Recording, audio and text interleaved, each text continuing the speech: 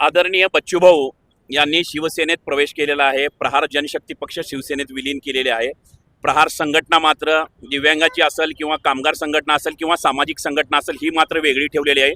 प्रहार संघटनेच्या माध्यमातून आज बच्चूभाऊंना भविष्यात मंत्रिपद 6 महिन्यानंतर ज्यावेळेस मंत्रिमंडळाचा विस्तार होईल त्यावेळेस मंत्रिपद आणि आता आमदारकी मिळालेली आहे। शिंदे साहेबांनी हिऱ्याची पारख केलेली आहे। त्या प्रतीची विदर्भ असेल किंवा मराठवाडा असेल यामध्ये शिवसेनेची व्याप्ती कशी वाढवता येईल आणि आदरणीय बच्चूभाऊंच्या वरदहस्ताखाली बच्चूभाऊ आमचे वड आहेत, एका वडाच्या छायेखाली आम्ही लहानाचं मोठं झालेलो आहोत। आम्ही पण आदरणीय शिंदे साहेबांची शिवसेना प्रहार संघटनेच्या माध्यमातून कशी व्याप्ती वाढवता येईल आणि कशी आम्हाला म्हणजे शिवसेनेकडून जे काय आम्हाला म्हणजे फार मोठी मदत सुद्धा होणार आहे। भविष्यात जर आम्ही ह्याच्या सत्ताधाऱ्यांच्या बाजूने गेलो तर आमचे कामं सुद्धा होणार आहेत। भविष्यात आम्हाला म्हणजे जे काही आमच्या अडीअडचणी असतील, उदाहरणार्थ दिव्यांग मंत्रालय ही फार मोठी म्हणजे दिव्यांग मंत्रालयाला डोनेशन मिळणार आहे, दिव्यांग मंत्रालयाला म्हणजे दिव्यांगांना न्याय मिळणार आहे, शेतकऱ्यांना न्याय मिळणार आहे, कर्जमाफी मिळणार आहे। त्यासाठी आज बच्चूभाऊंनी आमदारकी बहाल केलेली आहे शिंदे साहेबांनी आणि त्यामार्फत आम्ही पण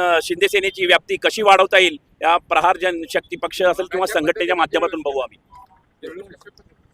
जल्लोष जे केलेला आहे, फटाके वाढून लाडू भरून आणि गुलाल उधळून आज आम्ही या बच्चूभाऊंना जे काही मंत्री पद मिळणार आहे किंवा आमदारकी मिळणार आहे त्याच्याबद्दल बहाल केलेले शिंदे साहेबांचे आम्ही इथं खरं तर ऋणी आहोत आणि शिंदे साहेबांनी हिऱ्याची पारख करून आम्हाला न्याय दिलेला आहे। खरं तर प्रहार जे आहे ते सर्वधर्म समभाव घेऊन काम करणारा पक्ष आहे, मात्र शिवसेना जे आहे ती कट्टर हिंदुत्ववादी पक्ष म्हणून त्यांनी स्वतःची ओळख सांगितलेली। कसं कार्यकर्ता म्हणून त्याच्यामध्ये सगळं समतोल राखणार आहात पुढच्या काळात? आम्ही प्रहार संघटनेच्या माध्यमातून आम्ही काम करणार आहोत। जरी हिंदुत्ववादी संघटना असेल तर त्याला पर्याय असतील काही ना काही जेणेकरून बच्चूभाऊ या सर्व गोष्टींचा विचार करून